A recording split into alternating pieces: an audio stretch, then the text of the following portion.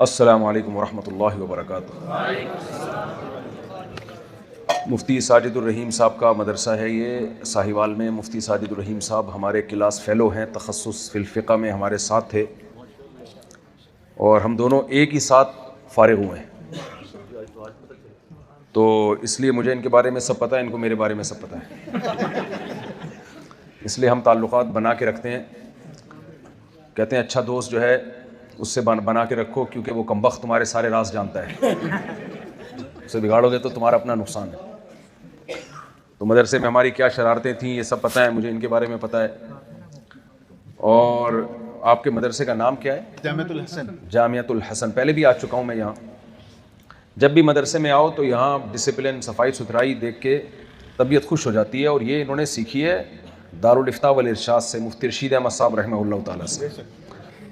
उनके मिजाज में बे इंतहा सफाई थी हज़रत मुफ्ती रशीद अहमद साहब। अल्हम्दुलिल्लाह नहमदुहु व नुसल्ली अला रसूलिल करीम। बयान में चूँकि ख़वातीन बड़ी तादाद में हैं, ये बयान असल में रखा ही गया ख़वातीन के लिए, और असल में बयान रखा नहीं गया था, मुलाकात रखी गई थी। तो फिर बहुत सारी ख़वातीन को पता चला तो वो आ गई बयान सुनने के लिए। तो अब फिर हमने कहा चलो 15-20 मिनट हम बयान ही कर लेते हैं। तो बयान शुरू हुआ है सफाई से, तो बात मेरे ख्याल है सफाई पे ही हो जाए तो ज़्यादा अच्छा है। क्या ख्याल? और बयान का अभी जो मेरी मुखातब हैं वो ख़वातीन हैं, तो आप लोग बस गरीबी में बैठे हुए हैं, इसलिए शादियों पे तो बयान हो ही नहीं सकता। अब ये ज़हन में रखना, समझ रहे हो? तो ये दिमाग से निकाल दो कि मैं 2-3 शादियों पे बयान करूँगा, वो मैं नहीं करूँगा। ख़वातीन में मैं ये बातें करता ही नहीं हूँ, हालांकि कर ली मैंने। कर ली ना, बस इतना काफ़ी है। अल्लाह ताला ने कुरान मजीद में जिस एहतमाम से मर्दों को अहकामात दिए हैं ना कि ये करो ये मत करो, तो उसी तरह अल्लाह ने औरतों को भी हुक्म दिया है। हमारे नबी सल्लल्लाहु अलैहि वसल्लम सिर्फ मर्दों के नबी नहीं थे, ख़वातीन के लिए भी पैगंबर थे। और औरत को ये एजाज़ हासिल है कि सबसे पहले नबी सल्लल्लाहु अलैहि वसल्लम पर ईमान एक खातून लेकर आई हैं, समझ रहे? और जो आपकी ज़ौजा थी। तो इस्लाम में सबसे ज़्यादा पहल करने वाली कौन सी खातून है? हज़रत खदीजा, और वो औरत थी। किसी ने कहा कि देखो औरत में एक ऐब है कि अल्लाह ने किसी औरत को पैगंबर नहीं बनाया। यकीनन नहीं बनाया अल्लाह ने किसी औरत को पैगंबर, लेकिन कोई पैगंबर ऐसे नहीं है जो औरत की कूख से जिन्होंने जन्म ना लिया हो। पैगंबरों को जनने वाली कौन होती है? अल्लाह ने बगैर बाप के पैदा किए एक पैगंबर ईसा अलैहिस्सलाम, लेकिन माँ के बगैर किसी पैगंबर को पैदा नहीं किया। वो आदम अलैहिस्सलाम तो फिर सबके बाप है ना, कह रहे आदम अलैहिस्सलाम, वो तो इंसानियत की इब्तिदा में तो किसी को तो बगैर माँ बाप के लाना था ना। तो इन्होंने इसलिए कह दिया कोई क्लिप ना बन जाए। हाँ, वो क्लिप बन जाता है, लो मुफ्ती साहब ने आदम अलैहिस्सलाम के भी वालिदैन मान लिए। तो अल्लाह ने अम्मा हव्वा को बनाया आदम अलैहिस्सलाम की पसली से। फिर जितने भी बच्चे उसके बाद दुनिया में आए, सबके माँ भी सबके बाप भी। ईसा अलैहिस्सलाम के वक्त में अल्लाह ने अपनी ताकत का मुजाहरा किया तो बाप के बगैर पैदा कर दिया हजरत ईसा को, लेकिन उनकी भी माँ को रखा उनकी भी। तो इस्लामी तारीख में आपको पता है अस्माउर रिजाल का एक फ़न है ना, बड़ा मशहूर फ़न। जब हमें हदीसें बयान की जाती हैं, नबी सल्लल्लाहु अलैहि वसल्लम ने ये फरमाया, नबी ने ये फरमाया, तो हमने खुद तो अपने कानों से सुना नहीं है, तो हम सनद के मोहताज होते हैं। ऐसा ही है ना, आप बुखारी उठा के देखें, हद्दसनी फ़ुलान क़ाल हद्दसनी फ़ुलान, ऐसे ही बयान करते हैं। इमाम बुखारी, इमाम तिरमिज़ी, इमाम मुस्लिम, इमाम अबू दाऊद, सारे अपनी सनदें बयान करते हैं। उन सनदों में मर्द भी आते हैं और बाज़ दफ़ा औरतें भी आती हैं। अच्छा, जब मर्द सनदों में आते हैं तो अस्माउर रिजाल का इल्म हमें यह कहता है कि हम उन मर्दों के बारे में तहकीक करें कि ये सिक़ा थे या ज़ईफ़ थे, इनका हाफ़ज़ा कैसा था, इनकी हदीस काबिल एतमाद भी है या नहीं है। तो मुहद्दिसीन की जब किताबें हम देखते हैं, अस्माउर रिजाल की किताबें देखते हैं, उसमें लिखा होता है फ़लाँ सच्चा था, फ़लाँ झूठा था, फ़लाँ कज़्ज़ाब था, फ़लाँ दज्जाल था, फ़लाँ अपने बाप पे भी झूठ गड़ा करता था, और फ़लाँ सिक़ा काबिल एतमाद है। ये सारी बहसें हमें मिलती हैं। ये सारी मर्दों के मुतालिक मिलती हैं। आप हैरान होंगे, हदीस में जब भी किसी खातून रावी का नाम आए उनमें कोई एक भी ज़ईफ खातून नहीं है, ज़ईफ राविया नहीं है। तो इस्लामी तारीख में ये एजाज़ भी किसको हासिल है? लेडीज़ को। समझ रहे हो कि नहीं समझ रहे? तो इस्लाम ने औरत को बड़ा मकाम दिया भाई। आपने ये बात सुनी होगी कि दीन का जितना इल्म हम तक पहुंचा है ये सहाबा से पहुंचा है। क्या ख्याल है? आधा इल्म अकेला हजरत आयशा से पहुंचा है। तो वो भी क्या थी?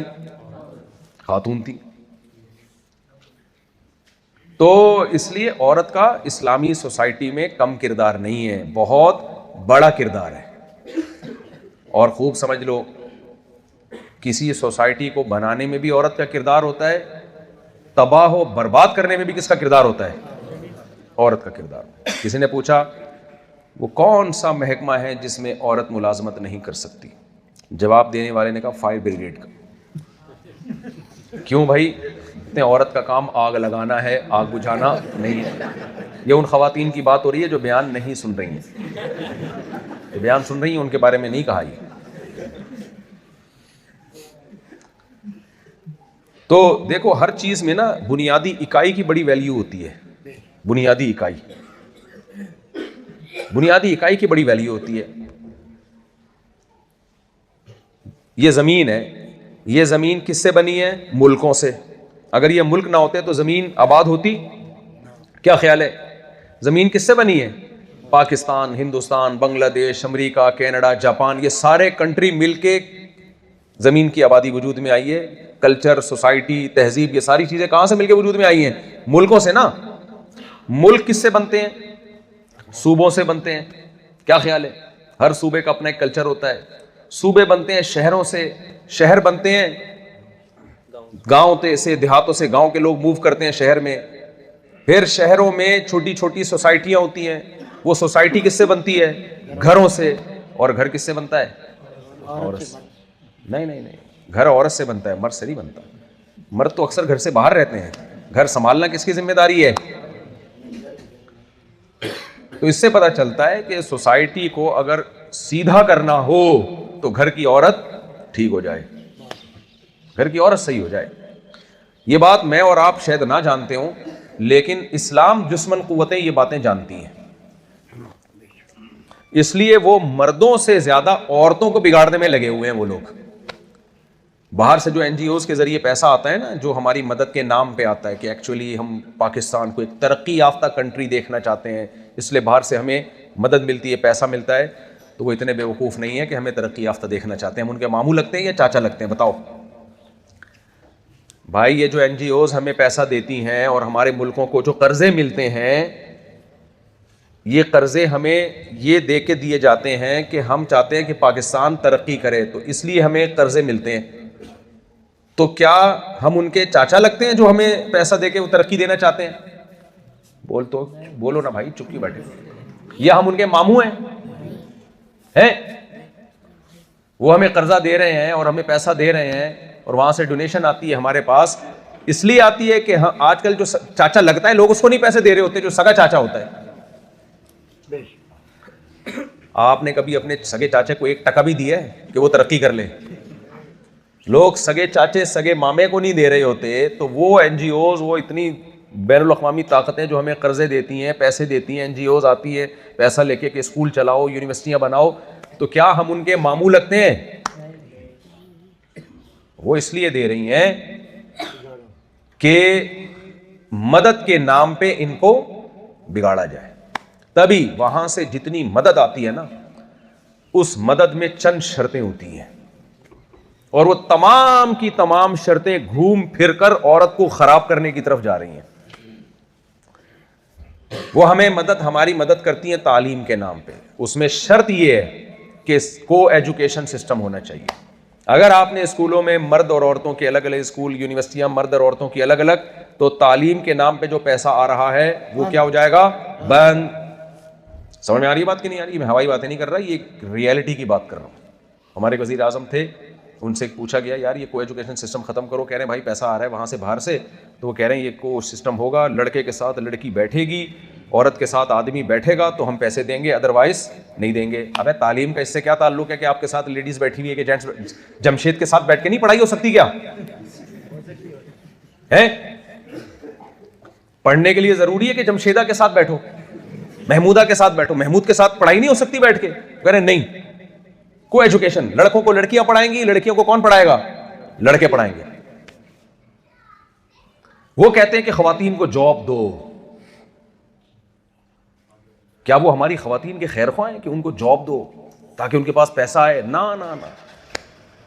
वो कहते हैं खवातीन को आजादी दो।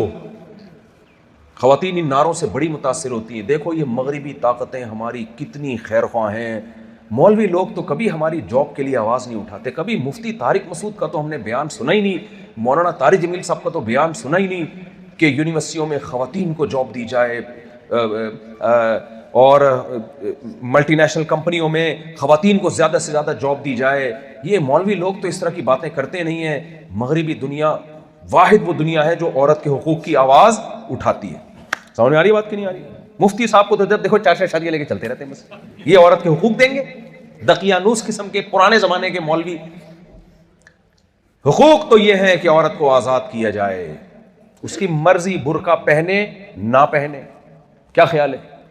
उसकी मर्जी घर में रहे, शौहर की खिदमत करे या ना करे, जॉब करे। जॉब भी इसलिए कि भाई हम शौहर के गुलाम थोड़ी हैं। अब बेचारी जॉब नहीं करती तो शौहर के टुकड़ों पे पलेगी वो, समझ रहे हैं? उसे क्या लेबल लगाया कि वो किसके टुकड़ों पे पलेगी? शौहर के टुकड़ों पे पलेगी। तो शौहर उस पर धौंस जमाएगा कि नहीं जमाएगा? लिहाजा आज़ाद करो औरत को, आज़ादी। समझ रहे हो? औरतें हमारी बड़ी मुतासिर होती हैं। यार कितना अच्छा नारा है, कितनी अच्छी दावत है, हमें आज़ाद किया जा रहा है। और ये मौलवी हमें क्या हदीसें सुना रहे होते हैं? लौ कुन्तु आमुरु अहदन अन यस्जुद लि अहदिन ला अमरतुन निसाअ अन यस्जुदन लि अज़वाजिहिन्ना। ये मौलवी हमें इन चक्रों में डाला हुआ है कि अगर सजदे की हुक्म होता तो औरत को हुक्म होता कि वो अपने शौहर को सजदा करे। यूरोप तो ये बातें नहीं। यूरोप कहता है भाई उसकी आंखों में आंखें डाल के बात करो, शौहर को हस्बैंड नहीं बोलो, जमशेद बोलो। Jamshed shut up. अंग्रेजों में ऐसा ही होता है। अंग्रेजों का जो जमशेद है वो बीवी से ऊंची आवाज में बात नहीं कर सकता।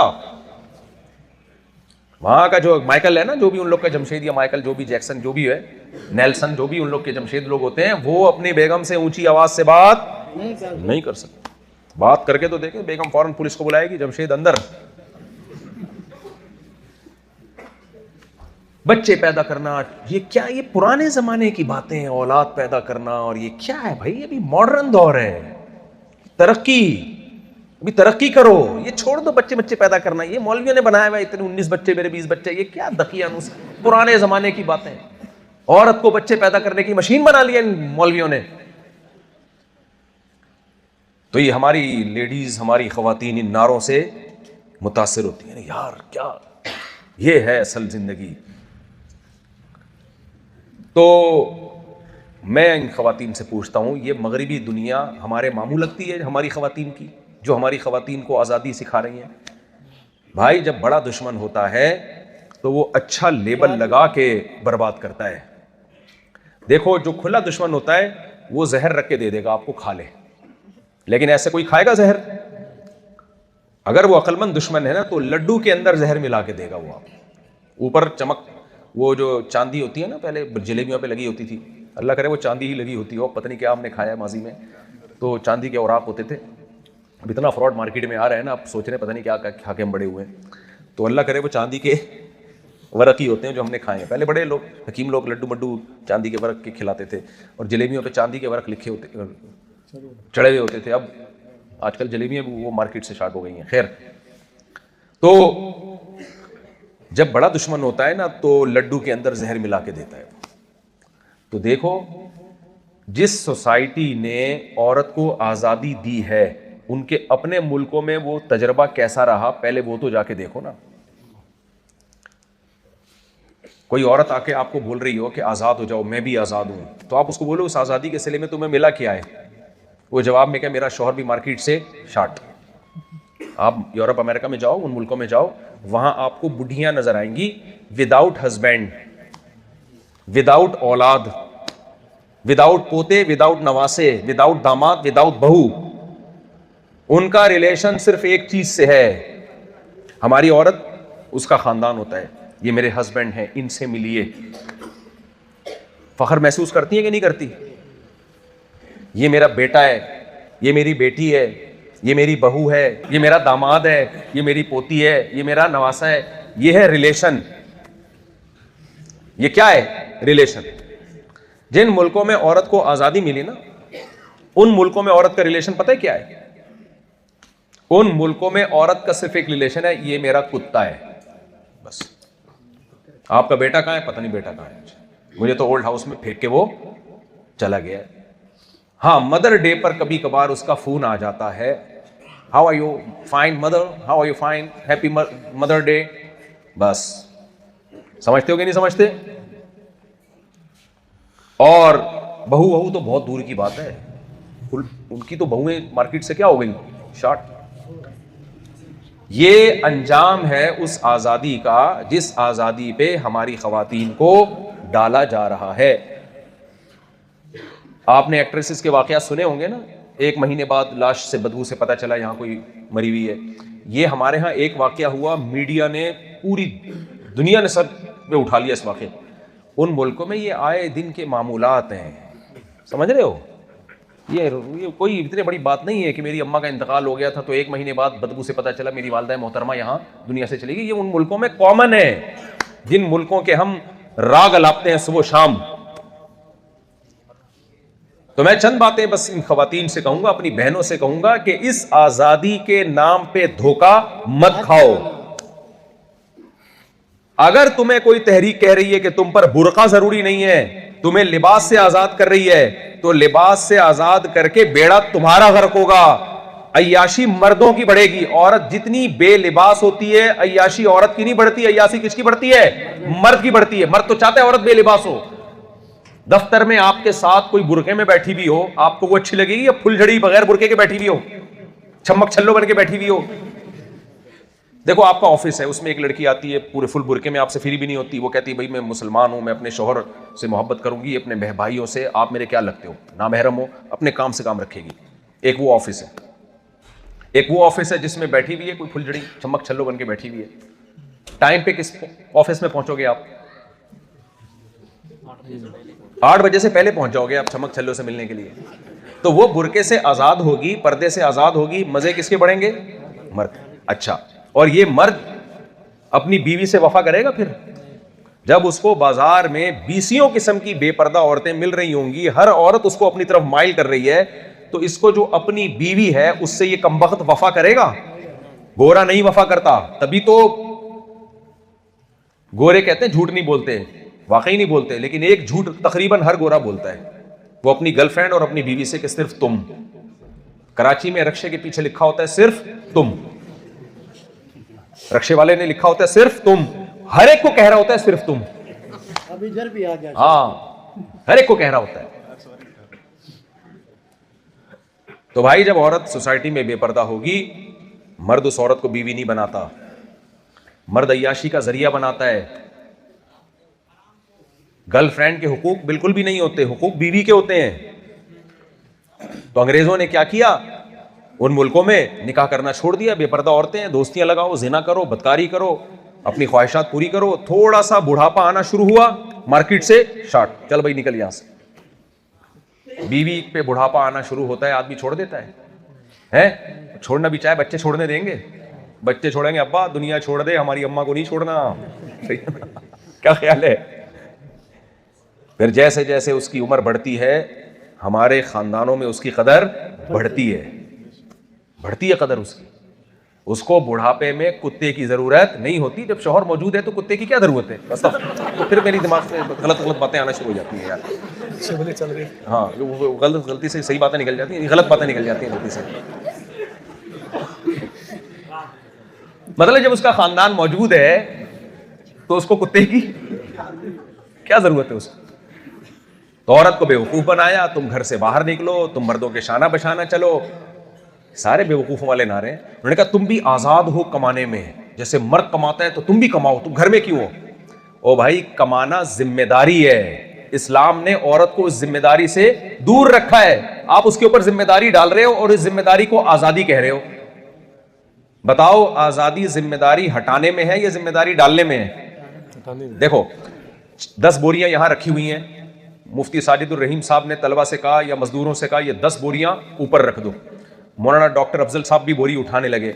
इन्होंने कहा आप इस बोरी उठाने से आजाद हैं, आप इस जिम्मेदारी से क्या हैं? आजाद हैं। वैसे भी आपकी सेहत ऐसी है मुश्किल कि अगर आपने बोरी उठाई तो 4 बंदे फिर आपको उठाएंगे। ये मैं मजाक कर रहा हूं, ये बहुत सेहतमंद आदमी है। जो दुबले लोग होते हैं ना उनका मेटाबॉलिज्म बहुत फास्ट होता है, तो वो फैट बनने नहीं देता, तो इसलिए दुबलों से बहुत बच के रहा करो। ये सिर्फ मिजाज था। तो अब इनसे कह दिया कि आप इस बोरी उठाने से आजाद हैं, चूंकि आप मेहमान हैं, तो ये भी कहेंगे वाकई ये मुझे आजादी दे रहे हैं।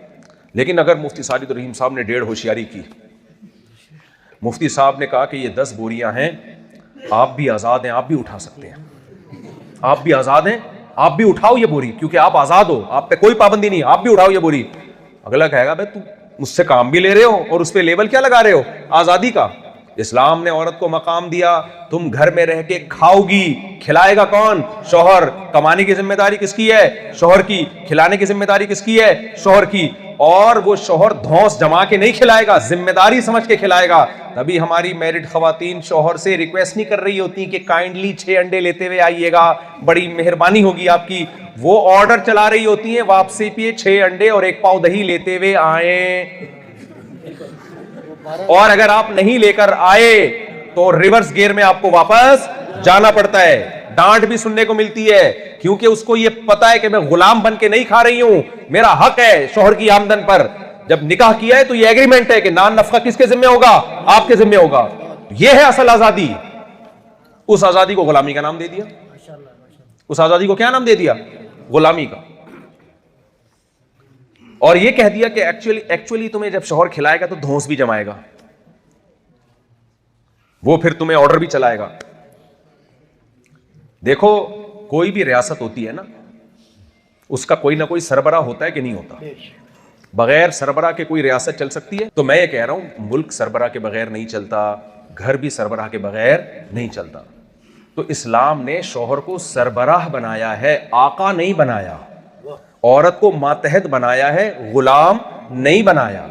गुलाम होना अलग चीज है, मातहत होना अलग चीज है। गुलाम होना जिल्लत है, मातहत होना जिल्लत नहीं है। अगर मातहत होना जिल्लत है तो पाकिस्तान की 24 करोड़ की आवाम फिर जलील है, क्योंकि उनका भी कोई सरबराह है। फिर सऊदी अरब वाले साले जलील हैं, क्योंकि उनका भी क्या कोई सरबराह है। फिर अमेरिका में भी कोई सरबराह है, डोनाल्ड ट्रंप, हाजी डोनाल्ड ट्रंप, जिनका काम है सुलह कराना, जंग बंदी करवाना। ये सब जगह वो पहले जंग करवा के, लड़वा के, सभी से पिटवा के, आखिर में जब देखते हैं कि भाई दूसरे मुल्क का पलड़ा भारी हो रहा है, ये तो हम लोग ये तो लेने के देने पड़ गए हमें, तो फिर जाके हाजी डोनाल्ड ट्रंप साहब क्या करवाते हैं? सुलह सफाई करवा के नोबेल इनाम की फिर बातें शुरू कर देते हैं।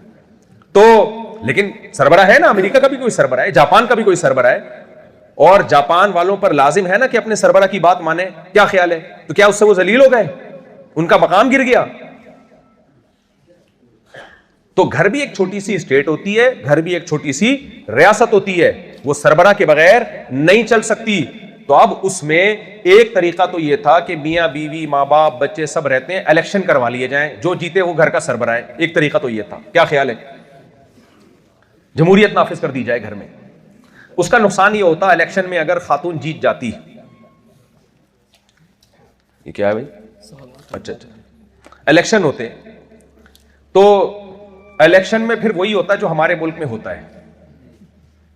समझ में आ रही है बात? मैं इस पे ज्यादा नहीं जाता। इलेक्शन में जीतते तो क्या क्या इसके साइड इफेक्ट है, बयान लंबा हो जाएगा, मैं तो शॉर्ट करने के लिए बैठा हूं। इलेक्शन वाला तरीका नहीं चलता घर के अंदर। बच्चे उसी को वोट देते जो बच्चों को ज्यादा लाड प्यार देता, तरबियत ना करता। अब्बा ने तो जीतना ही नहीं था इलेक्शन किसी कीमत पे। और फिर अब्बा कहते कमबख्तों, अंडे, दही, डबल रोटी, पराठे, सारा नान नफका कमबख्तों मेरे जिम्मे डाल दिया तुम लोगों ने, चलती मेरी एक भी नहीं है घर में। तो अब्बा घर से जान छुड़ाता कि नहीं छुड़ाता? बिल आखिर घर का निजाम थोड़े दिनों में तबाह बर्बाद होना था। अब एक ऑप्शन था कि या तो औरत बीवी को सरबराह बना दिया जाए या उसके हस्बैंड को सरबराह बना दिया जाए, ये ऑप्शन था। तो इस्लाम चूंकि दीन फितरत है, इस्लाम ने सोचा कि अगर बीवी को सरबराह बना दिया गया तो सरबराह के लिए जरूरी है कि वो पावरफुल हो, ताकतवर हो। देखो शेर को जंगल का बादशाह कहा जाता है, क्यों? क्योंकि वो ताकतवर है। ये बात तो खवातीन भी जानती हैं औरत ज्यादा ताकतवर होती है या मर्द ज्यादा ताकतवर होता है? हमारी ख्वातीन ये बात मानती है नहीं, औरत बड़ी ताकतवर होती है। फिर छिपकली से डरती क्यों हो भाई? लाल बेग से, ठीक है क्या? बेग साहब से नहीं डरेगी जो उसका शौहर है, लाल बेग से डरेगी। ये जो बाहर की दुनिया में लोग कहते नहीं औरत मर्द के जितनी ताकतवर है, मर्द के जितनी ताकत, फिर अपनी फौजों में औरतों को क्यों नहीं ज्यादा लेकर आते हैं? इनकी फौज में, आर्मी में औरतें होती हैं बहुत महदूद। भाई जितने तुमने फाइटर मर्द रखे हुए हैं उतनी ही खवातीन रखो। ये काम अमेरिका भी नहीं करता, जापान भी नहीं करता, चाइना भी नहीं करता। उनको पता है भाई फ्रंट लाइन पे जिस तरह से मर्द लड़ सकता है औरत नहीं लड़ सकती। मर्द की आवाज में अल्लाह ने ताकत रखी है, मर्द के बाजुओं में, मर्द के चलने में ताकत, हर आसाब में ताकत।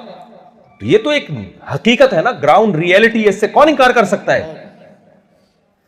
तो ताकतवर को सरबराह बनाना और फिर उस पर जिम्मेदारियां डाल देना, ये फितरत के ज्यादा करीब है बनिस्बत इसके कि कमजोर को सरबराह बनाया जाए और जिम्मेदारी मातहत पे डाली जाए। तो ये सिस्टम चलेगा नहीं। गोरों ने किया, नाकाम हो गया सिस्टम। अंग्रेजों ने यह किया कि नहीं, घर का सरबराह मर्द नहीं है, मर्द और औरत के बराबर हुकूक हैं। तो उसमें निज़ाम क्या निकला? उसका रिजल्ट ये निकला, मर्द ने बोला जब मेरी हैसियत इस घर में 2 टके की नहीं है, कोई मेरी सुनता ही नहीं है, तो मैं खर्चा क्यों करूं? तो उस सोसाइटी में ये होता है कि औरत जब चाय पीती है अपने खर्चे पे, मियाँ चाय पीता है बोलो अपने खर्चे। इतना भी नहीं कमबख्त कि एक अंडा उसको अपने पैसों से खिला दे। कहता है जब मेरे बराबर है तो वाई नॉट, इंग्लिश में बोलता है, मैं क्यों खिलाऊं तुम्हें? भाई तुम्हें जितनी मेरी जरूरत है मुझे भी तुम्हारी जरूरत उतनी है, तो मैं तुम्हें क्यों अपने खर्चे पे चाय की प्याली पिलाऊं, मैं तुम्हें क्यों पिज्जा खिलाऊं अपने खर्चे पे? तो बेड़ा गर्क हो गया ना सोसाइटी का। रिलेशन ही नहीं है, बस कागज में मियां बीवी है, बाकी कोई किसी की खिदमत किसी पर लाजिम नहीं है। रिश्ता जोड़ने के लिए जरूरी है कि मुख्तलिफ नौइयतों की जिम्मेदारियां डाली जाएं। अल्लाह ने औरत की जिम्मेदारी डाली कि तुमने मातहत रहना है। ऑर्डर किसका चलेगा घर में? शौहर का। और शौहर की जिम्मेदारी डाली कि जिस बाप ने अपनी बेटी को रुखसत किया है, अब बाप की जिम्मेदारी खत्म। सारी जिंदगी अलबिस मा तलबिसु मा तलबस, जो खुद पहनो ऐसा स्टैंडर्ड का इसे पहनाओ, जैसा जिस स्टैंडर्ड का खुद खाते हो उस स्टैंडर्ड का इसे खिलाओ, जिस स्टैंडर्ड की रिहाइश तुम्हारी है उसी स्टैंडर्ड की रिहाइश अपनी बीवी को देनी है। तभी आप फिक़ह की किताबें उठा के देखो, फुक़हा कहते हैं भाई शौहर पर बीवी का कितना नान नफका वाजिब है, इसका कोई मयार नहीं है, कोई लगा लिपटा मयार नहीं। इसका मयार है आप कमाते कितना हो। जो लिविंग स्टैंडर्ड आपका है वही लिविंग स्टैंडर्ड किसका होना चाहिए? आपकी वाइफ का होना चाहिए। इतना बड़ा हक दे दिया भाई। मुलाजिम का ऐसा थोड़ी होता है। बॉस का जो लिविंग स्टैंडर्ड है क्या मुलाजिम का भी वैसे ही होता है भाई? वजीर आजम का जो लिविंग स्टैंडर्ड है, हम मातहत हैं, क्या हमारा भी वही है? हम सोच सकते हैं? ना ना ना। लेकिन शौहर वो सरबराह है कि वो जैसा स्टैंडर्ड का खाएगा वैसा ही स्टैंडर्ड का बीवी को खिलाएगा, जैसा पहनेगा वैसा ही। यह नहीं कि खुद खा रहा है, मुर्गे सुबह शाम फोड़ रहा है और बेगम को मसूर की दाल के फजाइल सुना रहा है बैठ के। इतना बड़ा अल्लाह ने औरत को हक दे दिया भाई, इतना बड़ा हक दे दिया। तो इसलिए इन नारों पे मच जाए हमारी खवातीन, आजादी आजादी आजादी। आजादी नहीं है, बर्बादी है। ये बेड़ा गर्क है इसमें। औरत की इज्जत पर्दे में है, औरत की इज्जत शौहर की इताअत में है। देखो इस्लाम ने औरत को हुक्म दिया कि शौहर अगर कभी ऊंची आवाज से बात करे, गुस्सा करे, तो सरबराह समझ के बर्दाश्त कर लो। हुक्म दिया कि नहीं दिया?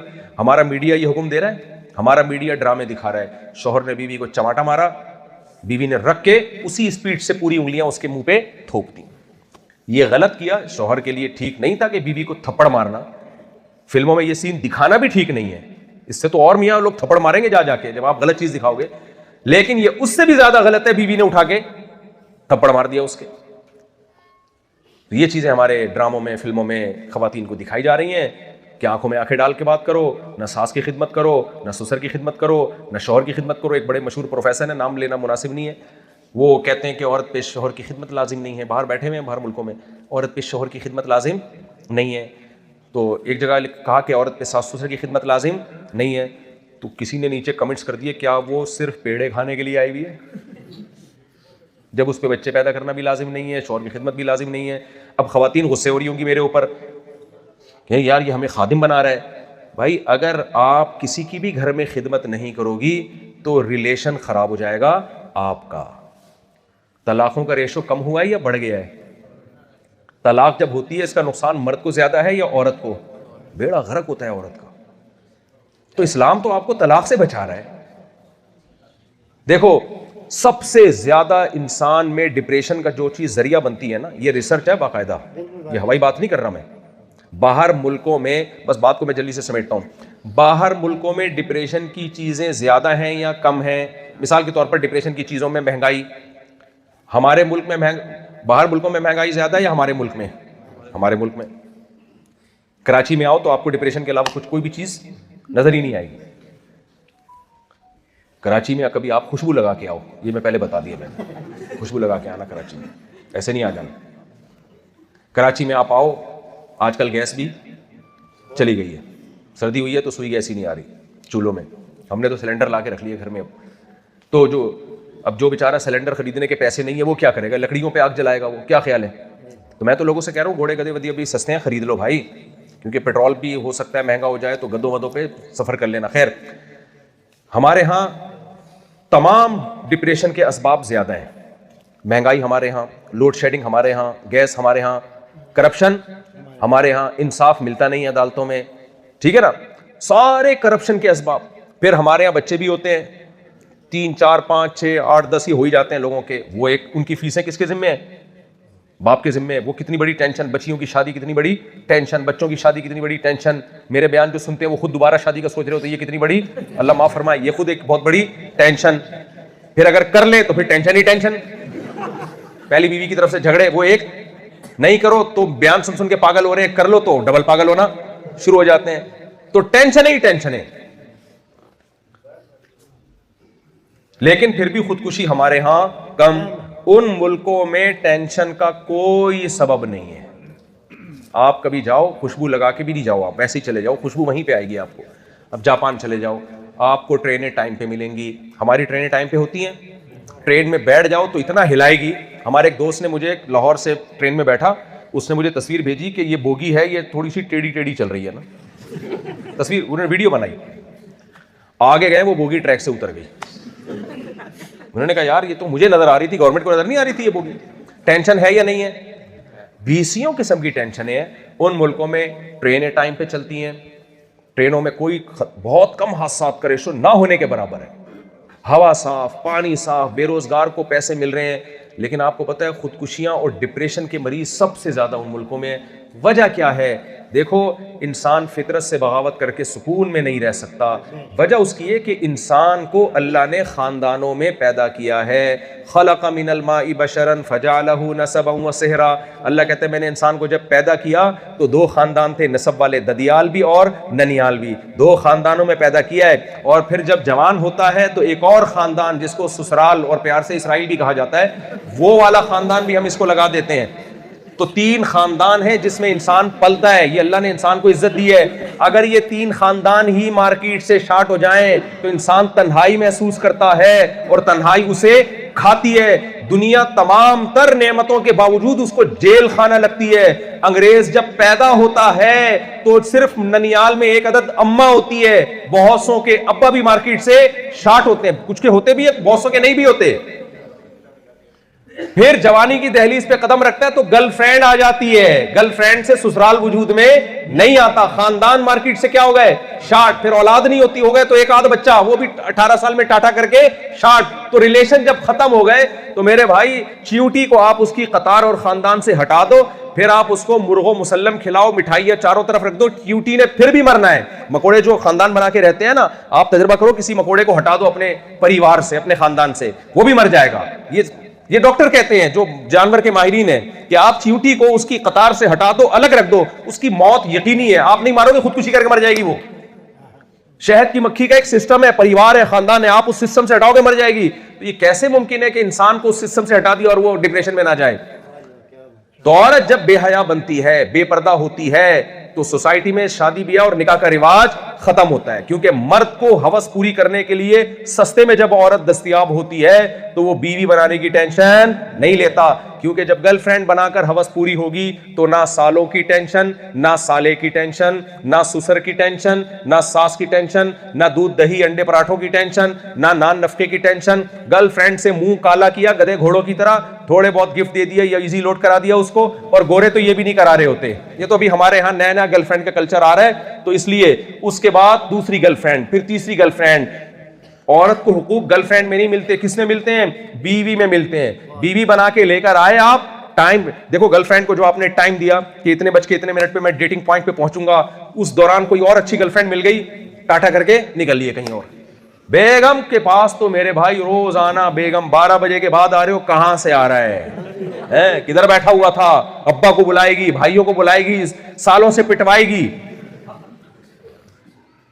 फिर उसकी औलाद हो गई, सारी जिंदगी औलाद की पैदाइश का खर्चा, उसके स्कूलों की फीसों का खर्चा, उस टेंशन में आप पड़ जाते हो। तो फायदा गर्लफ्रेंड में औरत को हो रहा है या बीवी बनने में हो रहा है? तो इसलिए मेरे भाई, रंग ललियों पे जमाने की ना जाना है दिल, ये खिजा है जो अंदाजे बहार आई है। तो मैं अपनी खवातीन से कहता हूं, खुदारा पर्दे वाली जिंदगी इख्तियार करो, बालिग होते ही किसी अच्छे मर्द से निकाह करो, इसको फोकस करो, और घर की चार दीवारी को लाजिम पकड़ो। जरूरत के वक्त जॉब जायज है। कुछ फील्ड तो ऐसी हैं जिनमें खवातीन, जैसे गायनी की तो औरत ही डॉक्टर होगी ना, उसमें हम मना नहीं करते, लेकिन तुम्हारी बुनियादी जिम्मेदारी क्या है? घर, इसमें तुम्हारी इज्जत है। और ये मगरिबी दुनिया के नारों में मत आओ। मैं बस एक वाकया सुना के बयान खत्म करता हूं, सच्ची मुच्ची का आखिरी, सच्ची मुच्ची का आखिरी, सच्ची मुच्ची का आखिरी। मेरा भांजा है, एक बड़ी लिबरल किस्म की आंटी हैं, उन्होंने एक पोस्ट चलाई, नाम भी उनका जहन से निकल गया, वो बहुत उटपटांग बातें करती रहती हैं, खवातीन को बहुत बेवकूफ़ बना रही हैं वो, वही मेरा जिसम मेरी मर्जी टाइप की औरत है वो। उसने एक पोस्ट चलाई कि कल मैं किसी तकरीब में गई तो मैंने एक 60 साल की खातून को देखा जिसने बरवक्त शादी कर ली थी, और आज उसके बच्चे पोते नवासे वगैरह हैं। शादी की वजह से वो पढ़ नहीं सकी। आज जब वो अपनी उम्र की औरतों को देखती हैं जो एजुकेटेड हैं, कोई बैंक में मैनेजर है, कोई कंपनी में मैनेजर है, कोई क्या कर रही है, कोई क्या कर रही है, इतनी अजीम औरतों को जब वो देखती हैं तो उसके दिल से एक आह निकलती है, आह कि काश मैंने भी शादी के बजाय तालीम को फोकस किया होता। हालांकि शादी और तालीम एक दूसरे के तजाद नहीं है, निकाह और तालीम साथ साथ चल सकते हैं, कोई इतना बड़ी रॉकेट साइंस नहीं है। तो मेरे दिल से एक आह निकलती है कि काश मैं भी आज उस जमाने में पढ़ लिख लेती, मैंने क्या टाइम बर्बाद किया शादी में और बच्चों में, पढ़ लेती तो आज मैं भी इस जैसी होती। ये माइंड बनाया जा रहा है किसका? खवातीन। तो हमारा भांजा है माशाल्लाह, पल गया, 2 दांत का हो गया है। तो उसने उसके जवाब में एक पोस्ट चलाई तो कि कल मैं किसी तकरीब में गया, मैंने उससे बोला कि यार तुम तो कोई निकल नहीं गए। तो कह रहे वो कौन सा गई थी? वो भी तो फेंक रही है ना, तो जब फेंकने का मुकाबला चल रहा है तो फिर फेंको, लेकिन सही चीज फेंको ना, मार्केट में सही चीज लाओ। तो कहता है उसने पोस्ट बनाई कि कल मैं एक तकरीब में गया तो एक 60 साल की खातून मिली जिन्होंने शादी को फोकस नहीं किया, औलाद को फोकस नहीं किया, पूरी जिंदगी एजुकेशन में गुजारी। अब वो पढ़ लिख के एक बड़ी एजुकेटेड और मालदार खातून तो बन चुकी हैं, लेकिन जब वो किसी देहाती औरत को देखती हैं जिसके बच्चे भी हैं, बहुएं भी हैं, कोई खाला कह रहा है, कोई फुप्पी कह रहा है, कोई अम्मी कह रहा है, कोई दादी कह रहा है, और सब दाएं बाएं लिपटे हुए हैं, तो मेरे दिल से एक आह निकलती है, काश मैं भी टाइम पे शादी करके अपना खानदान बसा लेती। इस पैसे और इज्जत को लेके कहां जाऊं मैं, किसके मुंह पे मारूं इसको मैं? नहीं है समझ बात? अच्छा, इसने जो आह निकाली ना, उसकी स्पीड थोड़ी, उसमें आंच थोड़ी तेज रखी इसने। मैंने जब ये पोस्ट देखी, मैंने इसको फोन किया, मैंने कहा शाबाश, वेल डन, सही जा रहा है भाई। तो इसलिए मैं तालीम के खिलाफ नहीं हूं, मैं खवातीन से कहता हूं इस्लाम को फोकस करो, इसी में सुकून है। शौहर को सरबरा मानो, उसकी इताअत करो, वो ताकतवर है, ताकतवर से बना के रखने में फायदा है, उसकी आंखों में आंखें डाल के मुकाबला करने में फायदा नहीं है। समझ रहे हो? फायदा नहीं है। तो अल्लाह ने जब उसको पावरफुल बनाया है, तो हाँ, मर्दों को हम ये कहते हैं कि उसको कमजोर बनाया तो उसकी कमजोरी से नाजायज फायदा नहीं उठाओ भाई। हमारे नबी के अखलाक अपनी अज़वाज से कैसे थे, अपनी ज़ौजा के साथ? वो भी सीरत में हमें मिलता है। तो अल्लाह ताला हमें इस मगरबी दुनिया के प्रोपेगंडे से, बल्कि इस आज़ादी की नहूसत से अल्लाह हमें बचने की तौफीक अता फरमाए, जिस आज़ादी पे हमें डाला जाता है। सवाल आता है मौलाना साहब, आपके हर बयान में 4 शादी का जिक्र होता है, ये ख़वातीन ने पूछा जी। जब भी मेरे मियाँ एक का बयान सुनते हैं मुझे बस टेंशन रहती है कि 4 शादियों का असर ना ले लें। नहीं करेंगे आपके मियाँ इंशाल्लाह इसलिए कह रहा हूँ कि अब तक नहीं किया तो अब नहीं होगा।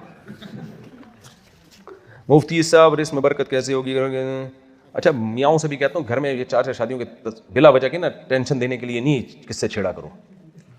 बाद लोगों ने करना कराना कुछ नहीं होता, बीवी को बिला वजह की मुसीबत में डाला हुआ होता है। मुफ्ती साहब इसमें बरकत कैसे होगी? घर के ससुराली लड़ाई झगड़े सास बहू नंदों कैसे ख़त्म हो? कभी भी ख़त्म नहीं होंगे। अगर घर में झगड़े हो रहे हैं सास बहू नंदों के, तो मैं मशवरा देता हूँ खुदा के लिए बीवी को फ़ौरन अलग कर दो। मैंने देखो मेरी उम्र 50 साल है, हमने भी इसी सोसाइटी में टाइम गुजारा है। मैं जॉइंट फैमिली ही का कायल हूँ। जो बरकतें जॉइंट फैमिली में मिलती हैं वो अलग अलग रह के नहीं मिलती। बच्चे बड़े आराम से पल जाते हैं, आपस में मोहब्बतें होती हैं, लेकिन जॉइंट फैमिली में रहने के लिए दिल बड़ा होना ज़रूरी है। आजकल ये दिल बड़े नहीं है। एक दफ़ा जब इख्तलाफात शुरू होना पता ही नहीं चल रहा होता गलती है किसकी। आपकी वालदा बताएगी तुम्हारी बेगम ने ये किया, आप सच समझने लगोगे। आपकी बेगम बताएगी ये, तो आप उधर चले जाओगे। थोड़े दिनों में आप पागल हो जाओगे। आप मैंने अल्लाह की कसम अपनी जिंदगी में औरतों को पागल होते हुए देखा है, नंदों के हाथों जेठानियों के हाथों पागल होते हुए देखा है। लोग कहते नहीं जी वो तो बड़ा दीनदार घराना है। ओ भाई, दीनदार घर, ये रिश्ते ऐसे है ना कि नंद और भाभी को एक साथ बिठाना ऐसे जैसे फिलिस्तीनी के साथ चिपक के आपने इसराइली को बिठा दिया। अब औरत का वो ज़र्फ नहीं होता। मर्द असल में बाहर घूमते हैं, उनको दुनिया का पता होता है, तो बहुत सी चीज़ें बीवी की बर्दाश्त कर रहा होता है, खामियां भी बर्दाश्त कर रहा होता है। वो कहता है चलो घर में सफाई नहीं रखती, मैं कर दूंगा सफाई यार। पोछा नहीं लगाती, चलो यार मैं, बहुत सारे फायदे, बच्चों की माँ है, बर्दाश्त कर रहे हैं ना वो। लेकिन औरत नहीं बर्दाश्त करती। अब जिन घरों में सलीका है उनमें कोई बदसलीका बहू आ गई, तो जो सलीके वाली औरत है वो कहेगी ये कैसी, ये चाय गिर गई, इसने उसी वक्त साफ ही नहीं की इसको। भाई ये आपकी परंपरा है, जहां से आप मार्केट से माल लेकर आए हो उनके यहाँ ये सिस्टम नहीं है, लेकिन उसके अंदर कोई दूसरी खूबी होगी जो आपके यहाँ नहीं है। अब अपनी खूबियां तो नजर आ रही होती हैं, अपनी खामियां नजर नहीं आती, दूसरे की खामियां नजर आ रही होती हैं, खूबियां नजर नहीं आती। मैंने ऐसे लोगों को जानता हूं, उन्होंने कहा ये बेगम सफाई सुथराई की बिल्कुल नहीं करती, तो इसको तलाक दे के दूसरी लेकर आए। वो साफ सुथरी तो बहुत है, लेकिन जबान ऐसी, वो कहते हैं यार वो मैली अच्छी थी। तो मर्द का ज़र्फ थोड़ा बड़ा होता है, वो बहुत सी चीज़ें, और मियाँ बीवी के एक दूसरे से मफाद वाबस्ता होते हैं, वो एक दूसरे की खामियां बर्दाश्त कर रहे होते हैं। नंदों का कोई मफाद नहीं होता भाभी से। देखो आपके भाई जिसकी बीवी है वो, उसको पता है यार मैं छोड़ दूंगा तो मुझे दूसरी कहाँ से मिलेगी, फिर मुआशरे में बदनाम होऊंगा, तलाक देने वाले को भी आराम से रिश्ता नहीं मिलता, फिर बच्चों का क्या होगा, बच्चों की माँ तो नहीं मिलेगी। तो मर्द का ज़र्फ बड़ा होता है, वो बहुत सी खामियां बर्दाश्त कर रहा होता है। सास का ज़र्फ बड़ा नहीं होता, नंदों का ज़र्फ बड़ा नहीं होता, तो इसलिए वो नहीं बर्दाश्त करती हैं। तो जहां देखो ये मामलात खराब हो रहे हैं, फौरन से पहले बेगम को अलग रखो। मेरा मशवरा यही है, जहन्नम की आग में मत फेंको अपनी बीवी को। समझ रहे हो कि नहीं समझ रहे? आग में मत फेंको। मैं आपके सामने मिसाल हूं, कितनी शादियां की हैं मैंने, रखा सबको अलग है। चाहे मेरे माली हालात ने इजाजत दी नहीं दी, मैंने कहा एक कमरे का घर लूंगा, लेकिन मैं नहीं अपने आप को आग में धकेल सकता। क्योंकि जब एक दफा लड़ाइयां, हम लोग रहे, ज्वाइंट फैमिली में भी रहे अल्हम्दुलिल्लाह, सब भाई मिल के रहे हैं, तो लेकिन मैं मशवरा आपको यही, फिर अलग ही होना बेहतर है। अलग होने के नुकसानात हैं, लेकिन वो कम नुकसानात हैं। मैं ये नहीं कह रहा जो ज्वाइंट फैमिली में मोहब्बत से रह रहे हैं वो अलग हो जाए, जो रह रहे हैं वो रहते रहें। लेकिन आजकल ऐसे लोग मार्केट में क्या है, शॉर्ट है। एक दफा जब खवातीन में लड़ाई शुरू होती है ना, फिर इस तरीके से उनके अटैक होते हैं कि आप बुनियानुम मरसूस को भूल जाओ। आप बुनियानुम मरसूस तो कुछ भी नहीं है, आपको पता ही, वो ऐसा टॉर्चर कर रही होती है ना, ताने दे दे के वो ऐसा काम करती है कि सांप भी मर जाए लाठी भी ना टूटे। मिसाल के तौर पर बहू घर में आई है, रोटी पकाना नहीं आती है, तमीज़ से बता दो भाई बेटा माशाल्लाह तुम्हें रोटी पकानी आती है, तुम यूं कर लोगी तो और अच्छी पक जाएगी। ये तमीज़ का तरीका होता है कि नहीं होता? लेकिन उन सासों की बात कर रहा हूँ जो बयान नहीं सुन रही हैं, सिर्फ उनकी बात। सास कभी ऐसे नहीं कहेगी। सास कहेगी तुम्हारी माँ ने तुम्हें सिखाया नहीं है, तुम्हें रोटी पकानी नहीं सिखाई। अब ये चुभता हुआ जुमला इंसान पे असर करेगा कि नहीं करेगा? फिर बहुएं वो सास को इज्जत ही नहीं देती हैं, वो कहती मेरी सगी माँ थोड़ी है। भाई घर की बड़ी तो है ना, आपको पानी पिलाना। आजकल बहुओं ने एक जुमला सीख लिया है, सास कोई काम का कहते हैं, बहू कहेगी हमारे जिम्मे तो नहीं है आपकी खिदमत करना। तुम्हारे जिम्मे है क्या भाई? तुम जब घर में रह रही हो तो घर में सब मिलजुल के ही रहते हैं ना, बड़ों की खिदमत करते हैं। तो ना बहुएं सास की को रिस्पेक्ट दे रही हैं, और अगर कोई रिस्पेक्ट देने वाली मिल जाए तो सास ने उसका जो कीमा बनाना होता है ताने दे दे के, तो मेरा मशवरा यही है कि अपनी देखो शादी होती है खुशी के लिए, जहन्नम बनने के लिए नहीं होती। अच्छा भला कंवारा आदमी कंवारी लड़की खुशियों भरी जिंदगी गुजार रही होती है, शादी के बाद ऐसा अजाब में आते हैं, खुदकुशियां हो रही होती हैं, इसलिए वो काम ही मत करो। मौलाना अशरफ अली थानवी रहमतुल्लाह ने लिखा है कि मेरे अब्बा ने मुझे पहले वसीयत कर दी थी, नसीहत कर दी थी कि तेरी शादी होगी, बहू इस घर में नहीं आएगी। माँ बाप तो चाह रहे होते ना बहू इस घर में आए। मौलाना थानवी कहते हैं मेरे अब्बा ने कहा नहीं आएगी, यहां घुसने नहीं दूंगा, सही है ना, अलग घर का इंतजाम होगा, वहां आएगी बहू। अकलमंद आदमी थे, उनको पता था, मैंने सारी जिंदगी बैठ के झगड़े नहीं, मैंने भी अपने बेटों को बताया हुआ है। अभी एक बेटे की शादी हो रही है, घर अरेंज कर ली हमने, अगरचे मैंने ही अरेंज करके दिया है, घर मैंने ही लेके दिया, लेकिन अलग लेके दिया। उसको मैंने बोला इधर नहीं आएगी भाई। हालांकि हमें तो खिदमत गुजार बहू मिल रही है, दीनदार बहू मिल रही है, हमने मुझे तो खुश होना चाहिए ना, क्या ख्याल है। लेकिन मुझे क्या पता भाई कल क्या होगा। बेटियां हमारी घरों में आती हैं, वो कहेंगी अब्बू ये नहीं कर रही है, अब्बू ये बहू यूं पड़ी हुई है, 12 बजे सो के उठ रही है। फिर मेरी बेगम बोले ये मुझे तो आप नहीं कभी 12 बजे तक सोने देते थे, ये 12 बजे क्यों सो के उठ रही है। तो मेरी आपस की लड़ाइयाँ क्या होंगी, दोबारा से शुरू। वो तो कम वक्त कभी भी नहीं उठेगी मेरे कहने से। आजकल की बहुएं कहाँ उठती हैं। ससुर ने बोल दिया 6 बजे उठा करो, उठ जाएगी बहू, पुलिस भी आके उठाएगी ना, वो नहीं उठेगी। जो बहुएं मार्केट में आ रही हैं वो इस तरह की आ रही हैं। हम इसी जमाने में रहे, साहबा कराम के दौर में नहीं रह रहे हैं। तो भाई तेरी शादी हो रही है, हम तेरे लिए घर अलग कर देंगे, वहां जाएगी बहू, सीधा वहीं रहेगी। जो लड़ना है, जो मरना है, आपको हमारी खिदमत करनी है, आ जाओ खिदमत करने के लिए, जितना अल्लाह तौफीक दे। नहीं करो तो कोई बात नहीं, आपका घर है, काइंडली आप वहां, जब लड़ाई हो हमारे घर में आए, जब लड़ाई शुरू होने वाली हो, बेटा आपका घर क्या है, काइंडली आप वहां तशरीफ ले। तो मेरा ख्याल है ये ज्यादा बेहतर है। बाकी सवाल रहने दे, काफी हो गए। तो ये चूंकि अहम सवाल था इसलिए मैंने जरा इसका लंबा जवाब दे दिया है। इसमें गैरत वैरत न दिखाया करें, माई भी गैरत न दिखाया करें। हाँ मैंने दूध पिला के जवान किया, आज शादी के बाद अलग हो रहा है, वो कल भी अलग होगा, नफरतें लेके अलग होगा, इससे पहले मोहब्बत से अलग हो जाए। अल्हम्दुलिल्लाहि रब्बिल आलमीन वल आक़िबतु लिल मुत्तक़ीन वस्सलातु वस्सलामु अला रसूलिल करीम व अला आलिहि व सह्बिहि अजमईन। रब्बना आतिना फ़िद दुनिया हसनतन व फिल आखिरति हसनतन व क़िना अज़ाबन्नार। सल्लल्लाहु तआला अला खैरि ख़ल्क़िही मुहम्मदिन व अला आलिहि व सह्बिहि अजमईन।